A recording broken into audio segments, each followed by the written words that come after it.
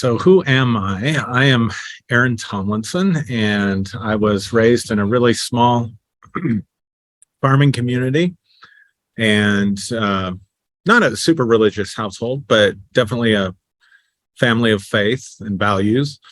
And my mom drugged me to church, drugged me to Bible camp, drugged me to vacation Bible school. It was Methodist church, so we had back then MYF, which was Methodist Youth Fellowship. And for the most part, it was a good experience. I enjoyed church camp. I enjoyed the church retreats and stuff like that. I even enjoyed learning about the Bible, stuff like that. But it wasn't too radical compared to what I would become later. So when I was about 19 years old, I had this, what I would have called a radical conversion to Jesus. And I went all in. And of course, it wasn't long before people in the church that I had started going to, because the Methodists they weren't radical enough for me. So I found like the most radical church that I could find. And they identified gifting and calling and all of those things. So I went off to Bible college and got a degree in theology. And a few years later, became a senior pastor, founded a church in Pueblo, Colorado, where I still live, and did that for 20 years and was successful enough that I was sought out as a speaker in other churches and leadership conferences, both in other states, locally, and around the world. So I did a lot of traveling, been to at least 3 continents, I think, preaching and teaching, 4, I guess, if you count this one. And yeah, it was good times. And then when my first son was born, I began to really question things about the nature of God, who God was, what was God like, the feelings that I experienced for the first time being a father, the love that I felt for my kids instantly, did not seem to reconcile with what I knew of the God in the Bible. So I started searching and seeking, started getting into biblical scholarship. I went back and got a bachelor's degree in psychology and master's degree in clinical mental health counseling. And then in 2016, had an experience that sort of put my deconstruction experience on hyperdrive, and went through a really bad existential crisis as I was going through a crisis of faith, still trying to lead a flock, trying to pastor and all that stuff. And really walked the group of people that were the core group in our church community through a sort of deconstruction and transition of faith from really fundamentalist type stuff to more metaphysical, mystical type stuff and holistic type stuff. And so today what I'm doing is I work at the local university in the counseling center as a mental health counselor. And then I have a private practice and holistic center that we run here in Pueblo on top of that. And I'm now a father of preteens, 2 preteen boys that are 15 months apart. So between trying to keep the holistic center going and make enough money to stay afloat in this crazy economy that we're experiencing, and working at the university, keeps me pretty busy. So one of the things that I started to notice is that even though we were doing a lot of things that we thought were cutting edge in ministry, going back 6-7 years ago, definitely, 3 or 4 years before the pandemic, I began to have serious concerns about the future of our church and the future of the churches that I was connected to, or as you might call it, the future of organized religion. Because how do I say this? There wasn't, now remember, I said I got radically saved, right? So I expected a high level of commitment and a high level of devotion, and I wanted everybody to be as sold out for the gospel and the kingdom as I was. And what I began to notice was this generation gap in the way that the world is changing. What I mean by that is, and more gray heads started showing up, or the youth started disappearing. People that we had raised, young people that we had raised from the time they were dedicated as babies until the time they graduated from college, and not really committing to the organized aspect of religion the way that we were doing it before. And so one of the concerns I had was, I was like, where are we going to be in 10 years? Where are we going to be in 15 years? Is there a future here? Now, I live in a community that has what they call here locally a brain drain. And what they mean by that is that there's not enough opportunity in Pueblo, either for education or employment, that there is a massive departure of people between the ages of, say, 18 and 35 or 40. So there's a diminishing of that population. So I realized that's part of it that was affecting and impacting us locally. But I also saw that when I would go out to other churches that were more, cutting edge than we were. And so I see two things happening, maybe three things happening with the future of organized religion. And I think all three of them can be true at the same time. The first thing that I see is because of the internet, it's not just church, but like a lot of the community organizations that my parents were a part of are dying off. They're not existing anymore. So, for example, my father was a Freemason. My father went to the Elks Lodge. My mother was involved in philanthropic service organizations, community organizations. You used to have the bowling league, these kinds of things. And then you had church. And that's where people connected, because we didn't have the internet. We didn't have YouTube. We didn't have Amazon. And there wasn't such a vast array of information being shared. That really kind of divides people too, right? So in my parents' generation, believing and belonging were super important. I think they thought what they believed was more important than the belonging part. So what I mean by that was, if you and I agree on something, we believe the same, then we belong together. Now, I think with my generation, so I'm smack dab in the middle of Generation X, right? So I think that it became more about belonging than believing. We were interested in belonging. So the priority was not that we believe the same. The priority was, do I belong here? And if I feel like I belong here, then we can negotiate the beliefs. And so you saw this kind of shift in the church going to what was called a more seeker-sensitive model in the 90s and especially in the 2000s, right? So the seeker-sensitive model was, we're not going to offend you by your beliefs. If you go back and look at preaching from the 60s, 70s, even 80s, it's like a perfect comparison case study would be Joel Osteen versus his father, John Osteen. Now, most everybody's heard of Joel Osteen. And he's kind of the nice, smiling preacher that just makes you feel good on Sunday morning and wants to inspire you. And everybody's welcome here and God loves everybody. But his daddy was the exact opposite. His daddy was in your face. If this offends you. I remember hearing his father preach when he was still alive in a message. And he had just had some people leave his church. And John Osteen said, every healthy living thing has bowel movements. So every healthy living church will have a backdoor bowel movement ever so often. Now, you would never hear Joel Osteen say something like that, right? So you see this shift in the culture from believing, belonging priority to belonging, and then we'll negotiate on the beliefs. So everybody's welcome here. We still have our beliefs, but the most important thing here is that you belong. But now, with a generation that's coming to maturity that grew up with social media, not just with the internet, but with social media and things like YouTube and TikTok and Facebook and Snapchat and all that stuff. There's so much more connection that's happening electronically, like the Desert Sanctuary. It couldn't have existed in my parents' generation. It couldn't have existed in the early part of my young adulthood, because this is technologically based.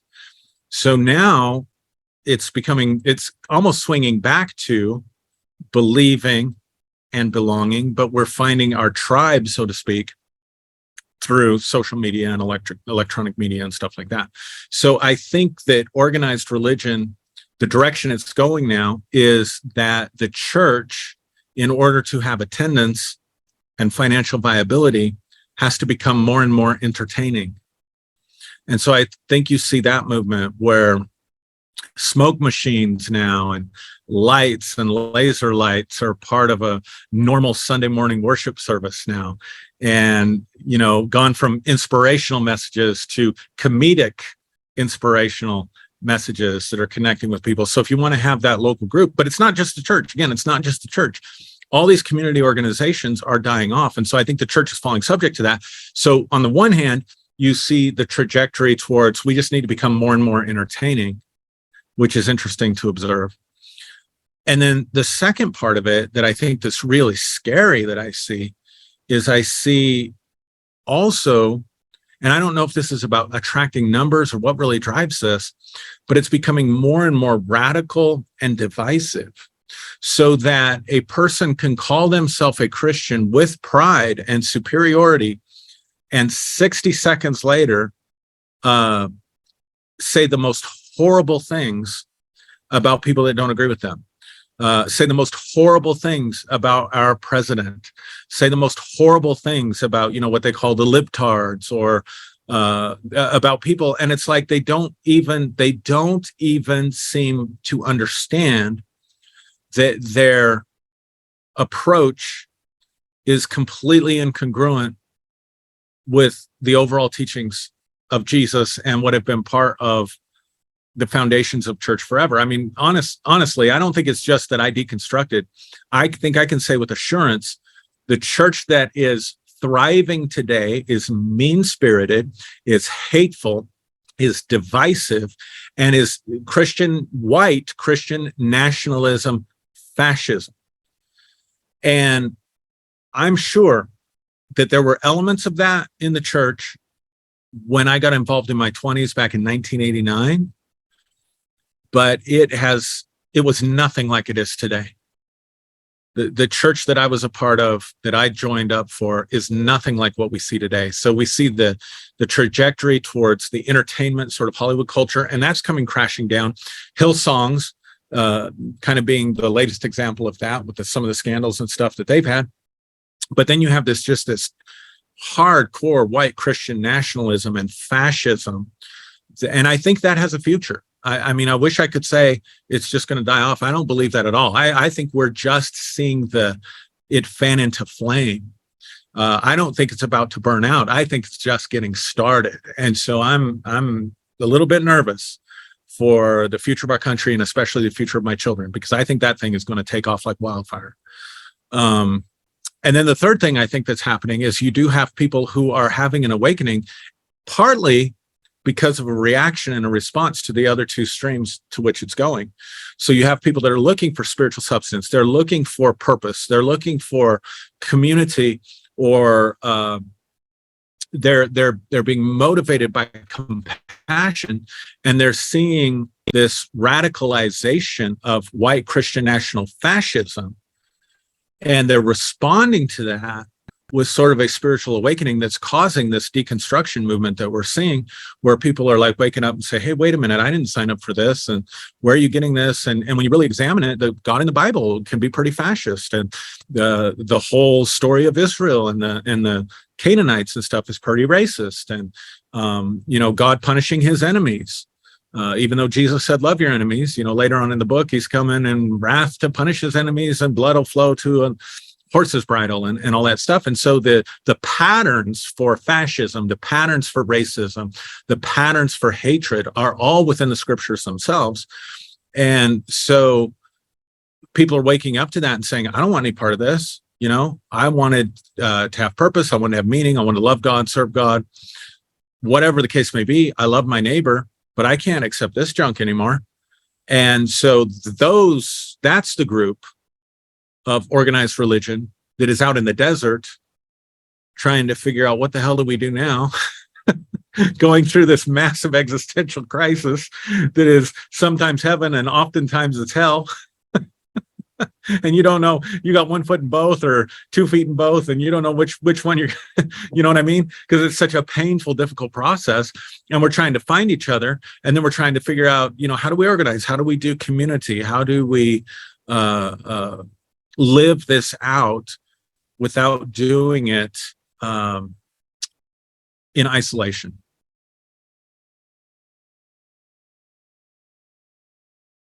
Got a phone call today from someone who had seen me on a podcast that I had done, that someone else had me as a guest, and they were able to track me down and call our phone number for our holistic center that we run. And I just happened to be available and answer the phone, which doesn't happen very often. But it was an individual who had been to Bible college, who was involved in full-time ministry, but the last couple of years had really been questioning things and was beginning to have spiritual experiences that he could not put inside his Christian boxes. So he started talking to me about having visions, having vivid dreams, having astral projection type experiences and things like this. Now, and he wasn't seeking for them. Like there's some people that, they'll go buy courses on learn how to astral project or whatever. Like this stuff started spontaneously happening to him. And I could relate to that because that same kind of thing is how I ended up to a large degree where I'm at today. So I do think that, and I'm not saying everybody is going to have those experiences in order to wake up. And by waking up, I mean, realize this doesn't fit me anymore. Maybe it never really did. Maybe I always did feel like I was the round peg trying to be shoved into the square hole, or the square peg into the round hole, whatever the case may be. But in this person's case, it was mystical. It was spiritual that was leading them away from the traditional faith and the organized religion. And of course, there's been a safeguard for maintaining the institutionalized religion by saying, beware of doctrines of demons, right? Be aware of seducing spirits. And so he was afraid maybe he got a hold of a seducing spirit, or maybe he got a hold of a doctrine of demon. And so you do see a lot of people that are coming into this place of deconstruction or into this place of awakening because they're having experiences that don't check the boxes, number one, right? The second thing that he said to me was, he said, I've gone through such, even though he said, I can see fundamentalism. I can't believe I used to believe that stuff. I can kind of see it for the silliness that it is. He brought up Balaam's donkey talking to Balaam and rebuking him as, that's a child's story. And,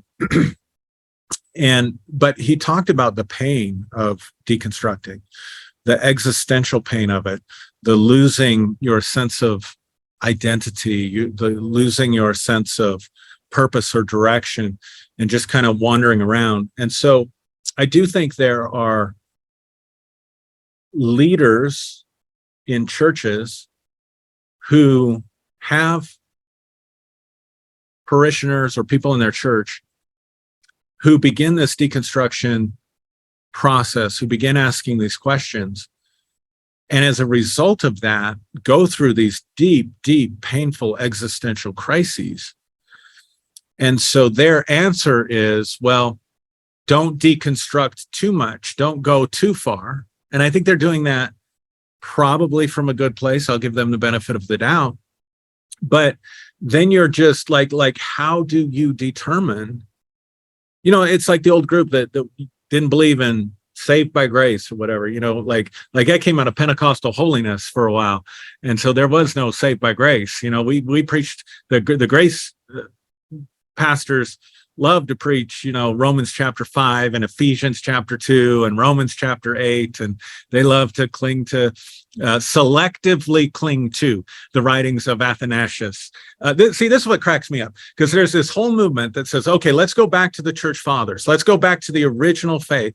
And they end up cherry picking the church fathers, because I've read the church fathers, because I'm a nerd that way.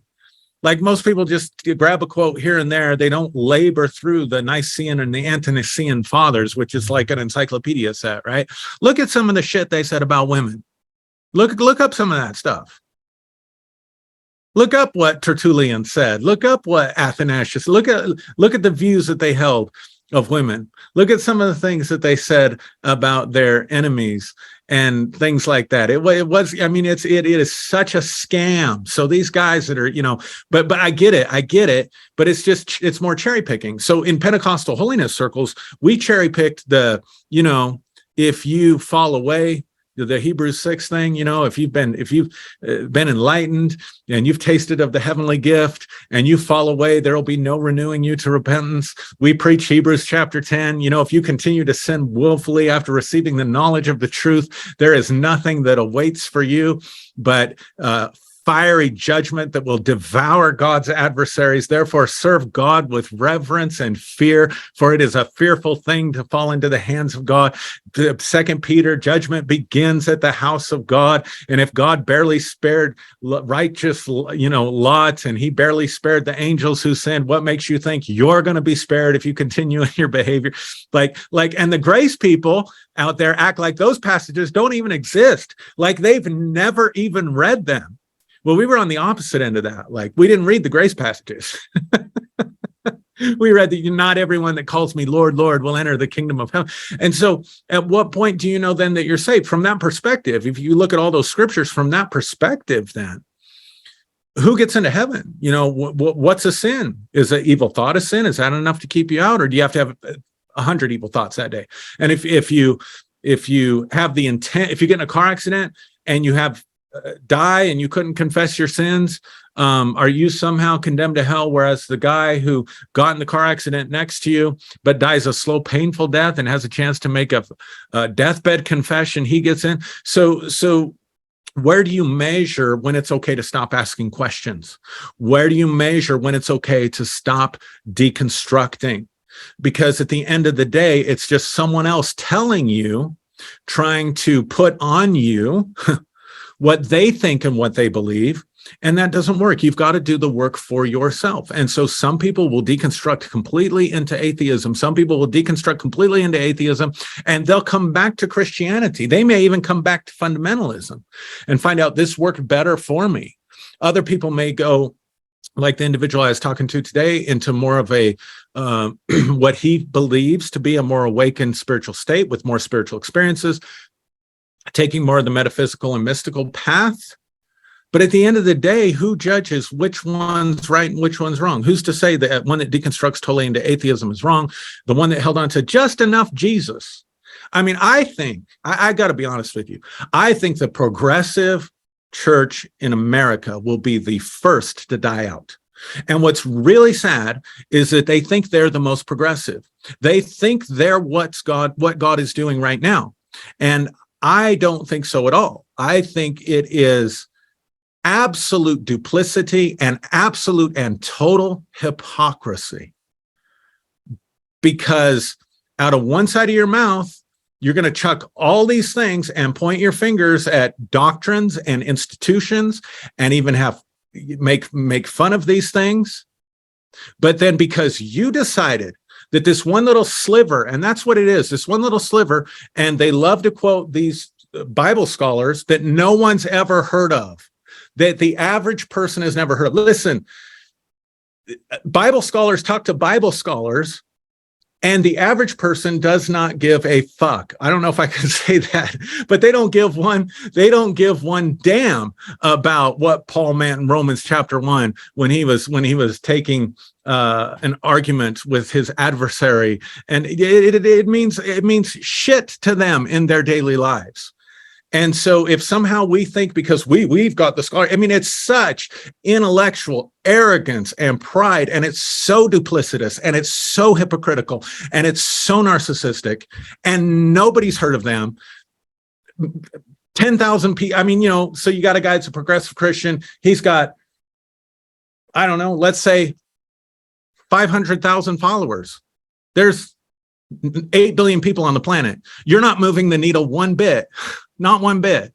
So I think that's going by the wayside completely. And I think it will be soon, because I don't think anybody cares about what is being said, except for maybe a few deconstructing pastors like you and me that need to read the books to get so totally unfucked from the fucking that religion did for us in the first place. And so for that, I'm very, very grateful to them. But at the end of the day, who's to say, Carl? I'm not going to sit here and say the atheist is wrong, or the one that held, I do think the one that held onto the sliver of Jesus, it makes the least amount of sense to me. But if that's working for you, great, go for it, right? I'm not trying to convert you to something.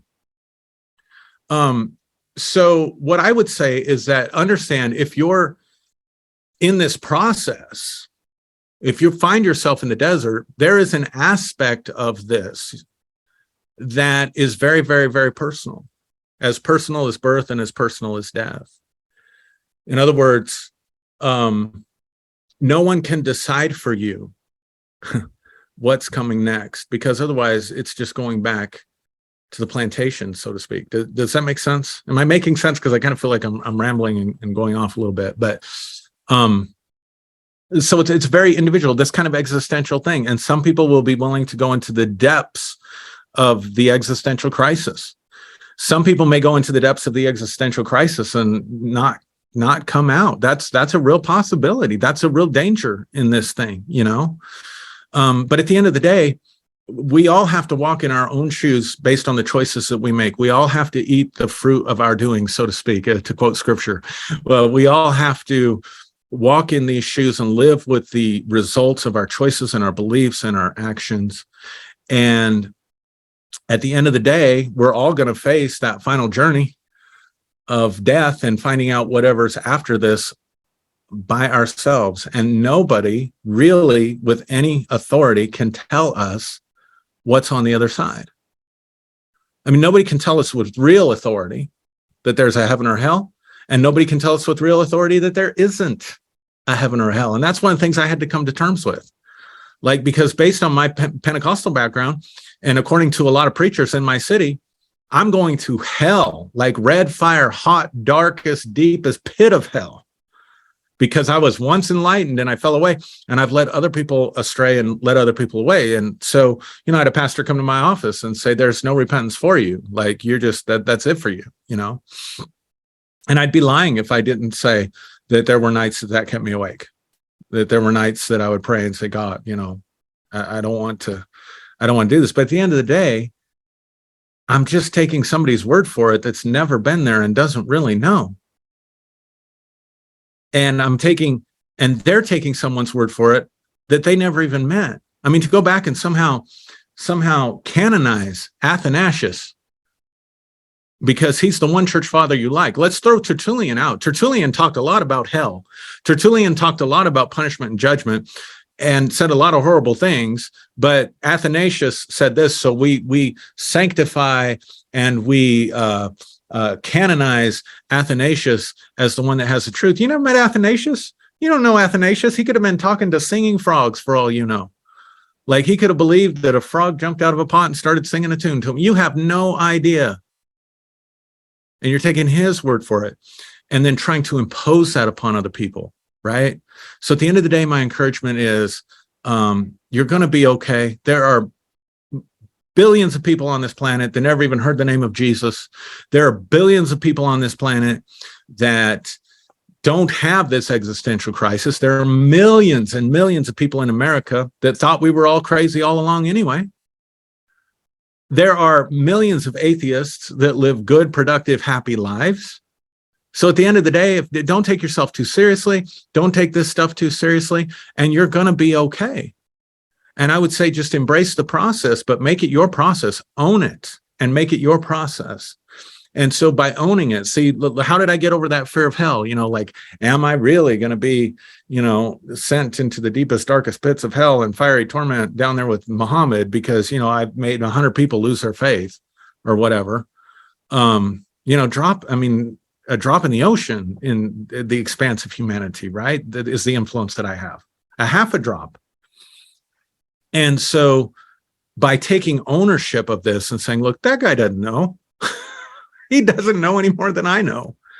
And taking ownership of it and saying, what is true to me? What aligns with me? What feels best for me? What's working best for me and the people that I love and the people that I care about? What's causing me to be the best person that I can be so that I can show up and be my best for my adolescent sons, so I can show up and be my best for my wife, so I can show up and be my best to my close friends and to my community and to my clients.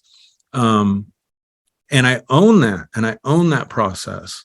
That's been the most healing part of this entire journey for me.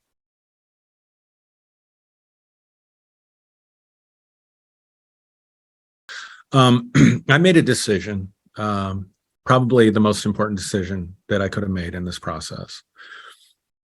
And that was to put myself first. And here's what I mean by that. The worst kind of betrayal, I think, is self-betrayal. And there were many times, I'll just be very candid, very open. I always struggled with the condemnation of people who were different than me because of their sexuality. I always struggled with telling a gay person that they were going to hell, or a lesbian, or even people who struggle with gender issues. I'm very sensitive to, gender issues. I wish that people would get over being so mean about people and their pronouns, because at the end of the day, the foundation of all our identity as human beings, at least in this culture, begins with gender reveal parties. Are you having a boy or are you having a girl? And there are absolute scientific and biological reasons for how a person can be both in their bodies. And anyone that tells you otherwise doesn't know what they're talking about. And so I always had a soft spot for that community, right? And yet my side, my God, my people, my friends, my elders, my everybody,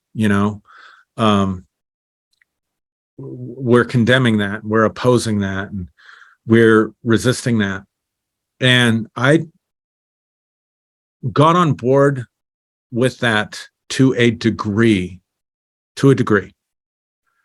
And to a degree, I would say we always had gay couples in our church, always, but they didn't have full membership.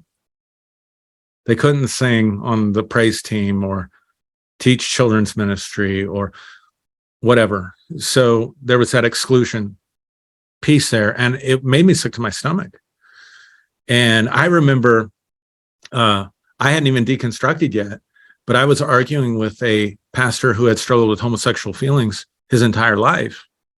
And I was arguing, telling him that it would be wrong of me as a heterosexual, cis male to tell him that he had to give up his sexuality.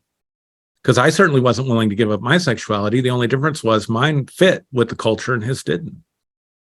And he got mad at me. We were arguing back and forth. No, you're wrong. You got to tell him that it's wrong. I'm like, hey, man, I'm trying.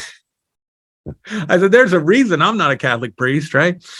So the point that I'm trying to make is I betrayed myself when I did that. When I said, they're welcome to come, be part of the church family, but we don't want them serving in some capacity of leadership until they get their life cleaned up. That's cringy to me. It was cringy to me at the time, but I went with the party line. And there were other issues, that's just the one I can think of right now. And so what happened was I was betraying myself to stay faithful to the community, so that I didn't betray the faith, so that I didn't betray the scriptures, so that I didn't betray Jesus, so that I didn't betray my apostolic overseers, right? Tithing was another issue. You had to be a tither to be in leadership in our church. And there were some good people that were just struggling, and I removed them from their position of serving. And I cringed with that today, because they were finding value there and they were bringing value there.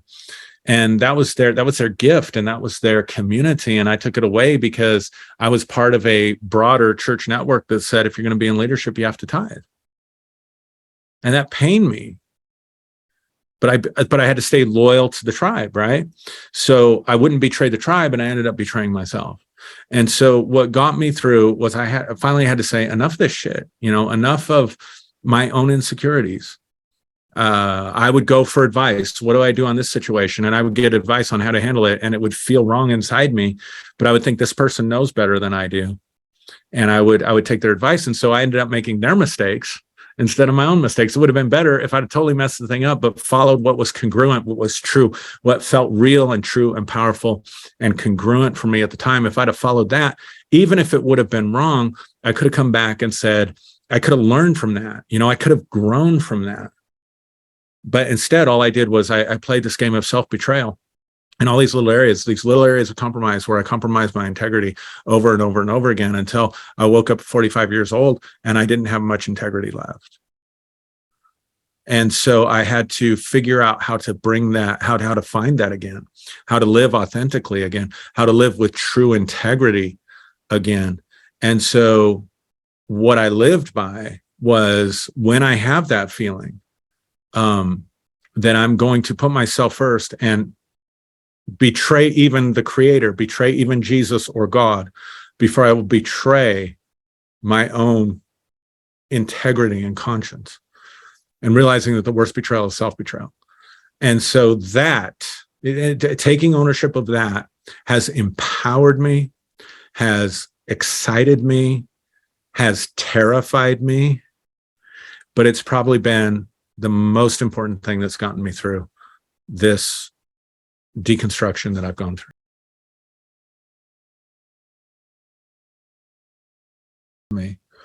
And Jesus makes a statement in, I think, Matthew 16. He says, what does it profit a man if he gains the whole world but loses his own soul? Mm-hmm. Exactly. Yeah. And I don't think, obviously I don't believe he was talking about eternity, but the way I understand our soul, it is the essence of who we've been created to be. And when I violate my own authenticity and I violate my own integrity, or I'm afraid to show my own humanity in order to gain acceptance from you, or in order to gain acceptance from the tribe, then I can win and gain that acceptance with the tribe and lose my soul in the process. And Jesus says, what does it profit a man to do that? And so one of the things that I'm like fighting for right now, and it's sometimes I don't even understand myself, Carl. I don't even understand what motivates me or why I go through what I go through. But one of the things that I'm contrarian to right now is any mold that wants to dehumanize